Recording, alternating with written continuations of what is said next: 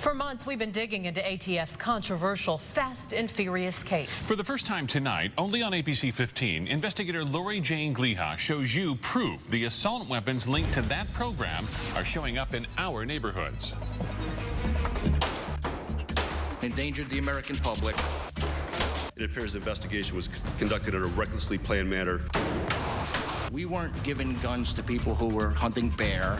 We were giving guns to people who were killing other humans. They are Phoenix ATF agents talking about high-powered assault rifles. Guns like the weapons found at the murder scene of Border Patrol agent Brian Terry, shot in the back just before Christmas. Do you solemnly swear? ATF agents in Phoenix say for months they knowingly allowed thousands of these guns to slip into the hands of buyers who would distribute the weapons to known criminals. It made no sense to us either. It's just what we were ordered to do, and every time we questioned that order, there was punitive action. It was part of a strategy intended to lead investigators to drug lords in Mexico. But agents involved say they never actually followed the weapons to see where they ended up. How many weapons do we have that we do not know where they are? Anywhere from 1,000 to 1,500, 1,800 guns. We spent months digging for clues in police reports and government documents, and then we uncovered proof that some of these high-powered weapons allowed to slip through the cracks are connected to dangerous crimes and turning up in neighborhoods right here in the Valley. This was a catastrophic disaster. These police reports prove assault weapons connected to a large-scale marijuana trafficking operation and other crimes in our area were some of the same weapons ATF agents allowed to slip away. We sorted through police photographs and reports and identified serial numbers on the guns. Then we matched the serial numbers to official ATF documents. Guns connected to at least 2 Glendale cases and at least 2 Phoenix cases also appear on a sort of ATF watch list called the Suspect Gun Database. Dates printed on at least 3 ATF suspect gun summary documents prove agents allowed the suspicious gun sales months before those same weapons turned up at the Glendale and Phoenix crime scenes. And these reports show just days after a buyer under ATF surveillance purchased this weapon, it turned up in someone else's possession at the scene of a drug crime. I don't see how that happens. If they're aware of it, why are they not doing something about it, confiscating them before things like this happen in a neighborhood? Margaret Meyer's Glendale house is on the same street where police found several bales of marijuana and at least 1 high-powered rifle that slipped by the ATF. It's the same neighborhood near 73rd Avenue and Bethany Home Road where Kirsten Adams' children play. That's unsettling. Absolutely. Our investigation found other weapons linked to the controversial ATF strategy turning up near 83rd Avenue and McDowell in Phoenix, 43rd Avenue and Camelback in Phoenix, and we found a gun linked to drug crimes at homes near these locations in Phoenix and Glendale. Who knows where they're going to end up? And in fact, there's ample evidence even besides your own investigation that they've been used on crimes on this side of the border. But how many? I can't give you a figure. Iowa Senator Chuck Grassley told us he's collecting evidence, trying to find out which leaders knew about the ATF strategy and when. And in early June, he sent public records requests to every county sheriff and every major police department in the Valley in an effort to track what may be hundreds of other illegally purchased guns in our state. Weapons ATF agents say they knowingly let fall into the hands of criminals. With people like you down there in Arizona investigating this, and with Congressman Issa and this senator on the case, they know we aren't going to give up. I believe that these firearms will continue to turn up at crime scenes on both sides of the border for years to come. The ATF denied our Freedom of Information Act request for information about other weapons that have slipped through the cracks and have been linked to Valley crimes. And they refused to comment on what we uncovered, saying it's still part of an open investigation. Meanwhile, what do you think about this ATF strategy? Who should be held responsible, if anyone? Log on to our Facebook page to give us your thoughts. I'm investigator Lori Jane Gliha, ABC 15 News. The list of guns in this federal court document contains the names and serial numbers of more than 40 assault weapons. Many look similar to these. The weapons turned up at the scene of a Drug Enforcement Administration traffic stop in mid-April.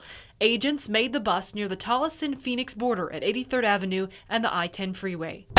The ABC 15 investigators uncovered documents showing those guns are also linked to a questionable ATF case called Fast and Furious, a case in which agents knowingly let guns slip into the hands of criminals. These ATF suspect gun summary documents contain lists of suspicious gun sales and buyers, a sort of ATF watch list. We matched gun serial numbers on the watch list with guns recovered in the April bust.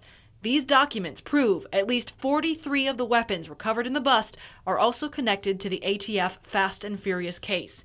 DEA agents discovered drugs at the scene, and this court record shows 4 of the men arrested with some of the guns were in the country illegally. The ABC station in Phoenix for last week reported on several of these weapons. ABC News senior White House correspondent Jake Tapper pressed the president's press secretary for answers. How come we know so little, the public knows so little about this program, and what is the administration doing to get to the bottom of these weapons? I think there's an investigation going on precisely to get to the bottom of this. Is this not something that you guys are worried about and incensed about? This is something that... Well, Jake, I think it's being investigated for a reason. Also this week, there are new allegations from congressional leaders questioning whether the FBI and the DEA had paid informants involved in the operation in some way.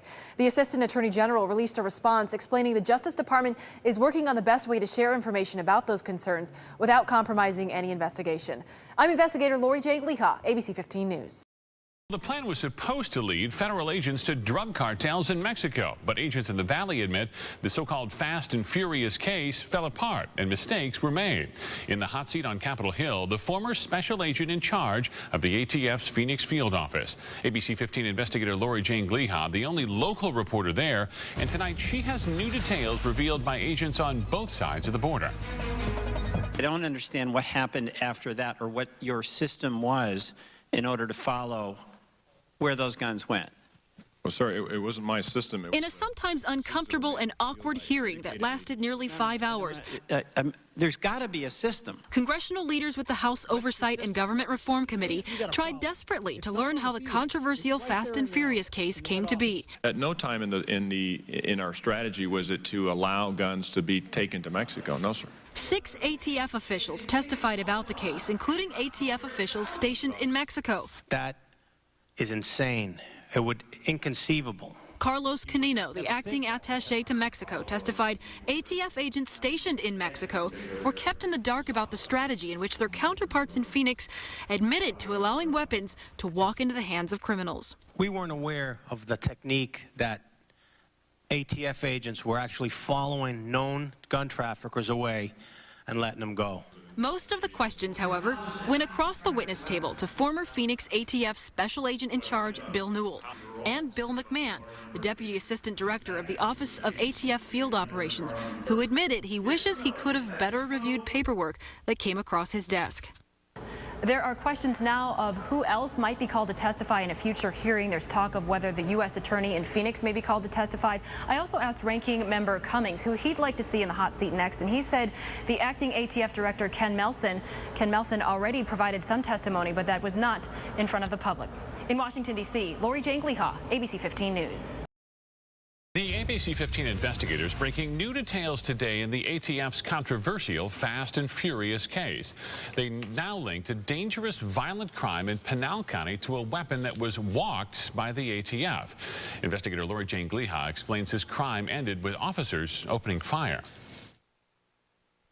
The story starts in March 2010 with a stolen truck and a pursuit similar to this one. Arizona Department of Public Safety Vehicle Theft Task Force officers followed a stolen F-350 to Maricopa, and when they tried to pull the driver over, they say he rammed 2 undercover vehicles trying to get away. Court paperwork shows police eventually arrested Angel Hernandez Diaz. He's facing multiple charges, including aggravated assault on a police officer. Sources tell me the suspect pointed a gun at an officer, and the officer fired a shot at Diaz but didn't hit him. Later, police found 2 other weapons inside the stolen truck, an AK-47 and a Beretta pistol. ATF officials confirmed to the ABC 15 investigators the AK-47 is connected to the controversial Fast and Furious case. the case in which agents admitted to letting guns get into the hands of criminals. Last week, the Department of Justice announced it could only connect 3 firearms to violent crimes in the United States, and we now know one of those weapons is the one from the Maricopa scene. The other 2 turned up at the murder scene of Border Patrol agent Brian Terry back in December. The ABC 15 investigators have also linked nearly 50 weapons to nonviolent crimes right here in the Valley, and you can read more about the case at abc15.com/investigators. I'm investigator Lori Jane Gliha, ABC 15 News.